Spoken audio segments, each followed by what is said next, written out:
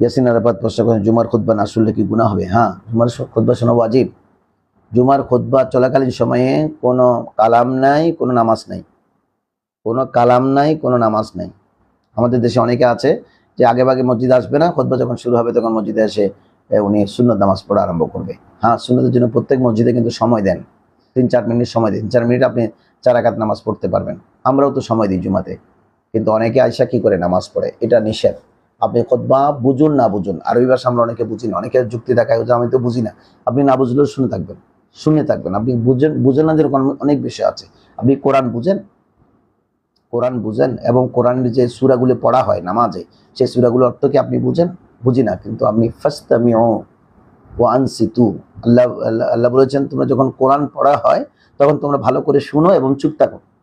ঠিক এক্স্যাক্টলি খুতবার মধ্যে কোরআন এবং হাদিসের সমন্বয়, ইসলামী ফিকহ ওয়া শরীয়তের সমন্বয়ে খুতবাটা তৈরি করা হয়। এই খুতবা ওয়াজিব করে দেওয়া হয়েছে, আপনি বুঝেন না বুঝেন শুনে থাকতে হবে।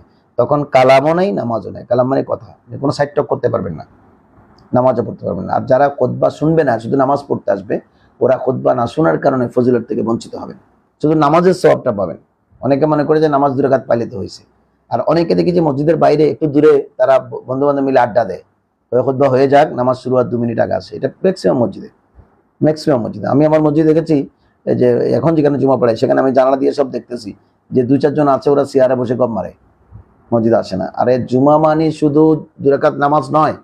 জুমা মানে এখানে আপনাকে আগে ভাগে আসতে হবে, মসজিদে এসে আগে প্রবেশ করবেন, তাহিয়াতুল দুখুলুল মসজিদ পড়বেন, তারপরে আপনি সুন্দর করে সুন্নত পড়বেন, খুতবার জন্য ইন্তজার করবেন, মনোযোগ সহকারে খুতবা শুনবেন, মহব্বত সহকারে নামাজ আদায় করবেন, মিলাদ কিয়াম দুরুদ সালাম করে যাবেন। এই সময়ের মধ্যে হাদিসে পাকে আছে একটা প্রবহন বাতাস জুমার মসজিদ দিয়ে উড়ে যায়। এই প্রবহন বাতাসটা যার গায়ে লাগবে ওনার সেদিনকার জুমাটা হজ হয়ে যাবে। সুতরাং এই ফজিলত থেকে তো খুতবাওয়ালা, বিশেষ করে হাদিসে এসেছে বা মুফতিয়ানে কেরাম বুজুর্গানে দিনও বলেছেন যে এই বাতাসটা খুতবা চলাকালীন সময়ে প্রবাহিত হয়। তো খুতবা চলাকালীন সময়ে যদি আপনি নামাজে থাকেন আপনি পাবেন না। এটা প্রবাহিত হওয়া মানে আপনার গায়ে আসর করে। ফেরেশতারা সেই বাতাসটা, ঠান্ডা সেই রহমতের বাতাসটা ফেরেশতারাই কিন্তু জারি করে। সুতরাং আপনি নামাজ পড়তেছেন, আপনি সেটা পাবেন না। তারপর আপনি কথা বলতেছেন, আপনি এটা পাবেন না। মসজিদে এসে যিনি ফিসফাস কথা বলেন উনি শেষ, ওনার কিন্তু ওই মসজিদ ওই দিনকার আমল আর আল্লাহর দরবারে মহব্বত সহকারে কবুল হবে না। এই জন্য বেলা কালাম, বেলা সালাম, বেলা সালাত মসজিদে আপনাকে বসে থাকতে হবে। ধন্যবাদ আপনাকে সুন্দর একটি প্রশ্ন করবার জন্য।